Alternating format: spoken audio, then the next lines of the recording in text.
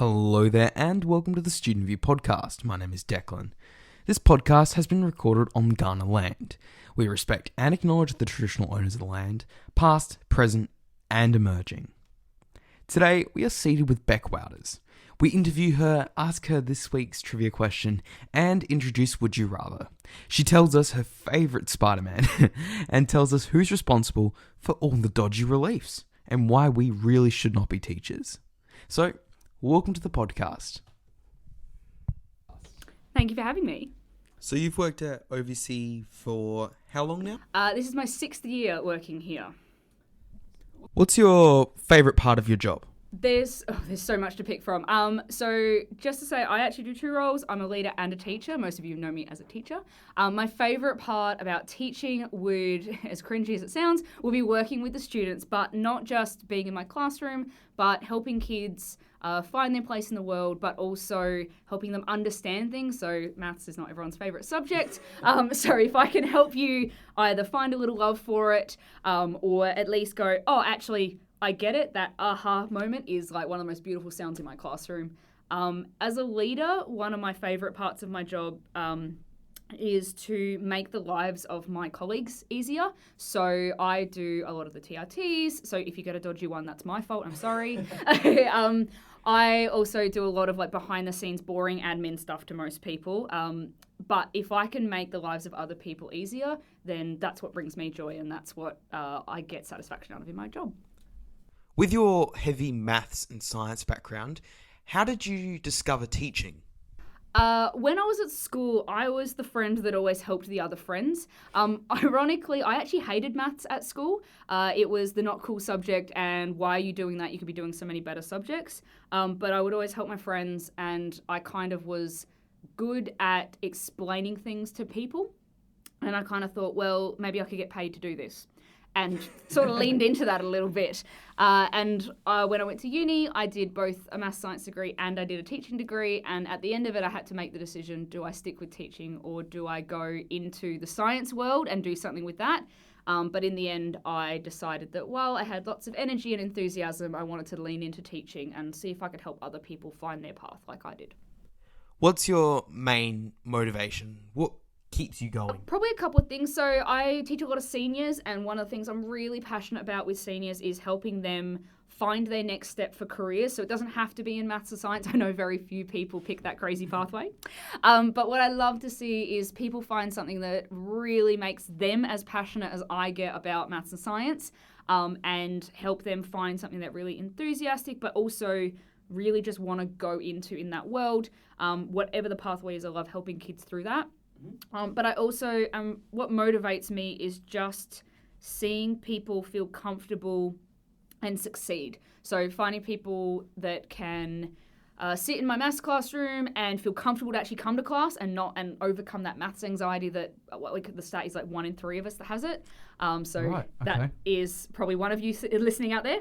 And so if people can feel comfortable coming to my room and showing up and participating, then that really gives me that motivation to keep showing up and keep bringing, the enthusiasm and things like that into my room. But also on the science side of things, I love doing experiments and I love just explaining how the world works on that intricate level, whether it's as cool as the new James Webb Telescope photos are. I know. Or they're so good. It's my new wallpaper. It's going to make very, very multi-billion-dollar wallpapers every. Oh, I don't know why people aren't cashing in yet. We should be. Or whether it's just explaining really boring things like, but what seem boring, but things like how does soap work? Explaining how to make soap. Doing this for my year 11s at the moment. Like we make soap and you can do that, and how does it work? It seems really boring. We all wash our hands every day. But does anyone actually know how that works and why it works and how we found that? So stuff like that really makes me get excited about the little things that seem straightforward to us every day, but why does it actually work? Well, I think the best inventions are the ones you never think about how they actually occur. Absolutely. And if your life is just smooth with those things in the background, like that's doing its job, we don't think about things like Wi-Fi or the fact that our GPS can get us somewhere, but the science behind that's super fascinating. But to you, it just works, and that's what we want in science. So speaking of that, are you organised or you organise chaos? Your desk, your brain? I don't My know. brain is organised chaos, but I am exceptionally organised, and I have to be. I have probably a million little jobs on the go at any one time. I also have to keep track of where all the staff are in the school at any time and where they're going and what they're doing. And so I'm always constantly bombarded with a lot of information at any one point in time, whether that's someone just running across going, hey, can you this thing or anything like that. So I have an insane number of systems on systems on systems. I love relying on technology to help me out. I have to-do lists that have to-do lists within them. My to-do lists are categorized and sorted and color-coded. I love a good color-coded. All my classes are color-coded. I remember that, yes. Yeah. Everything. So I am insanely organized to the T because I have to be and wouldn't be able to do it without it. So you found your love of teaching, obviously. If you could be anything else but a teacher, what would you be? In talking in like actual reality, it's the lamest job in the world. But again, going back to that, if everything runs smoothly, no one notices. I actually really have a passion for logistics and like things like organizing scheduling or things like that. So I think I'd lean into that and become like a flight controller or like someone who organizes the plane schedules and who goes in and out and all that, or something like a logistics company or trucking or something like that, like Flinders Port. If I'm to go into the like crazy money is no issue, like I don't have to think about supporting myself and lifestyle and whatever. I don't know. I'd love to explore things of like, I'm not actually super creative, but like stuff like this where it's like technology based or like podcasts or YouTube videos, like, you know, education YouTubers like are really cool. And I find them really inspiring, and it's still back to teaching. I suppose that's cheating, but I'd love to like lean into that and do something like that to make those cool stuff. So, like the crash course, or Khan Academy. Yep, or even funnier ones like even Mark Rober or like CGP Grey or Veritasium are like really, they explain stuff and they're interesting, but it's not like you're being in a classroom, which some of you might not love, and I'd love to do that as well. So something, or I actually do have, and that's why I'm very privileged to be here, I have a passion for podcasting as well. So something like that where I can still talk. Have you ever started your own podcast, or is it always one of those goals that you just? I've never started my own podcast. That's the easy answer. I've never looked into it. One, because timing. I don't have a lot of time to spare in my life, but also I really am more fascinated by the back end of it and how like the logistics of it and what happens with setups and tech and things like that. So I'd need to find a passionate subject to talk about before I could start one. But maybe into my early retirement I'll quit teaching and start a podcast.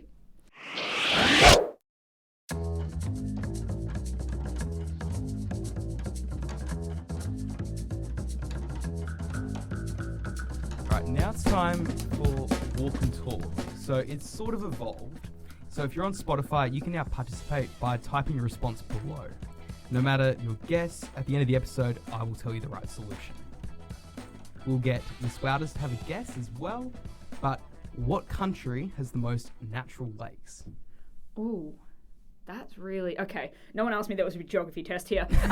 Every geography teacher at the school is cringing at me now. I'm going to go with... I'm going to just go with the boring answer. It's probably the biggest landmass. So either America or Russia. Do I don't need to pick just one? Pick just one. Let's go with America. All right, I'll unveil the answer at the end of the episode, so stick around. Wait. Our next segment is Would You Rather.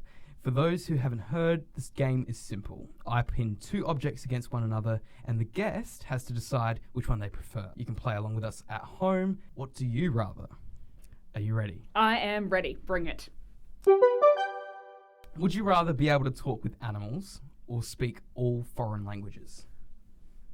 That's so difficult. I do love animals, but I'm going to go with foreign languages because the idea of being able to speak another language is always fascinated me, but I feel like since I didn't get into it as a kid, my brain just isn't already wired up to pick up a new language. But I'd love to be able to do that, to be able to particularly like travel, go to a country and speak with locals on their level rather than come in as the English speaking, trying to communicate, or even worse, being that American tourist that's like, hello.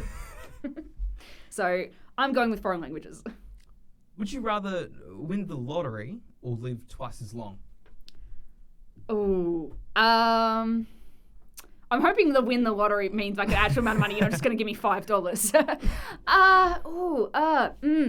This is difficult. You ask all the difficult questions, Declan. I'm gonna go with win the lottery only because one. So cliche. No. Hear me out. All right. One, I think that I'm assuming natural laws apply, and I'm gonna be some wrinkly old 200-year-old woman that can't get anywhere and is a wheelchair. So I don't know if my quality of life would be excellent. You'd be doing the podcast. Oh, true. It's just me in my wheelchair doing podcasts. But one of the reasons I'd like to win the lottery, I mean, yeah, it'd be nice to buy a house and buy a new car and things like that. But also, I'd love to give back and maybe set up something where I could. Start a program to help people, or be able to buy things to give back to people, or throw a party, but it's for other people, it's not for me. So I'd sort of want to win the money a little bit for me. I'm not purely like an angel here. I love a new car and I'm really excited about buying an electric car for the first time. But I'd like to also give back a little bit. What EV? I don't know the actual model yet, but I 100% want what's called a HP EV, science lesson for you guys out there. You can buy cars that have both petrol and electric vehicles, so they run on electricity, but the petrol can charge the battery if you can't get to a charger. Say you're doing a long road trip from Adelaide to Melbourne, your petrol car can charge your vehicle as you're driving, but also so you don't have to stop an electric point. So that's the goal. That's cool. I save my pennies. Would you feel worse if no one showed up to your wedding? Or if no one showed up to your funeral? I'm gonna be honest, the only person that I 100% would be exceptionally annoyed at if they didn't show up to my wedding was the person I was marrying. So if they didn't show up, I think that would 100% be worse. But no, if the wedding is just me and the person I'm getting married to and the person doing the legal bit, I think it would be kind of sad that I've organised this event and put all this effort in. But I think I would rather... I'd be dead, so I don't think I'd feel anything. But I'd rather people show to my funeral and talk about who I was to them as a person. Maybe they're gonna whinge about me, so I'm dead. I don't care. Say what you want. But I think I'd rather they showed up to my funeral. Not much else to say. Yeah. Oh, please come to my funeral. I mean, I don't plan on dying anytime soon, guys. But show up, say something nice, have a bit of a laugh at my expense. So we're moving back to tech. Okay. So you do love it. You don't mind a bit of tech. Would you rather be without internet for a week or without your mobile phone? I think I could give up my phone because it's just sort of cheating, but you can get to most of the stuff we need on the internet, and also I watch all my TV and my video games and stuff require the internet, so I might be quite unhappy without that one. Whereas if I lost the phone, I'd just get another device to act in lieu of the phone. And maybe people couldn't call me and call in sick, so that would be, it wouldn't help the school, but it would make me easier. Would you rather listen to music from the 70s or music from today? I'm gonna go with music from today.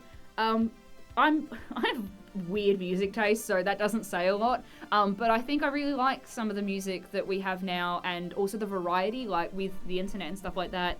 You can find your jam, even if it's not super popular. There's someone out there that has made it or has the same taste. So, whereas in the 70s, you were sort of, unless they were local bands, you were limited to what was popular. So, music of today. Would you rather, because obviously I know about your Marvel obsession. Thank you. Would you rather be, well, this is actually DC, but we're going with it. I'm a superhero fan. We can go with that. Speaking of super, would you rather be Superman or Spider-Man? Oh, Spider-Man, straight up. Yeah, okay, Superman's got, muscles and he can fly and whatever. But, I like Spider-Man, as everyone knows my famous Spider-Man mug. I like Spider-Man because he's always optimistic and he always has hope, even though, there's so much bad stuff that goes on around him. But also he's quite smart and works things out and solves problems. I wouldn't want to just rely on my muscles or my flying to do all the heavy lifting, pun intended, for me. So, Spider-Man. Do you have a favourite Spider-Man? Oh, no, because I like so many of them. They're all so good. All of them. Yeah, my favourite spinner is all of them. No, okay. Tom Holland is my favourite, but I do also love the animated Into the Spider-Verse. That's really quite fun. And going back to video games, I have to say playing the Spider-Man video games was possibly one of the funnest experiences I'd had in a long time. Just swinging from one end of New York to the other. I never used fast travel because I could just swing. Like, it was so much fun, and I would always do that. So Tom Holland, yes, but animation and the video games are also peak. That was a lot of fun, I feel. I've had so much fun. It was a journey.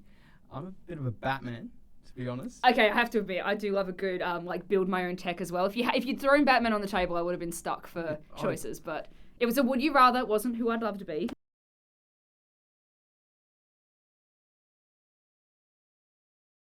So we've now unfortunately reached the end of the episode. Oh no! But before we go, I have to announce the answer to the trivia question. Yes, please. I'm on edge. Earlier in the episode, I asked, what country has the most natural lakes? I'm not going to lie, it was a different one. However, if you guessed a vast and rugged land that spans more than half the Northern Hemisphere, Canada, then you're correct. Oh no, the Canadians will kill me. I appreciate you joining us. Thank you for coming. Thank you so much for having me on here. I've had the best time.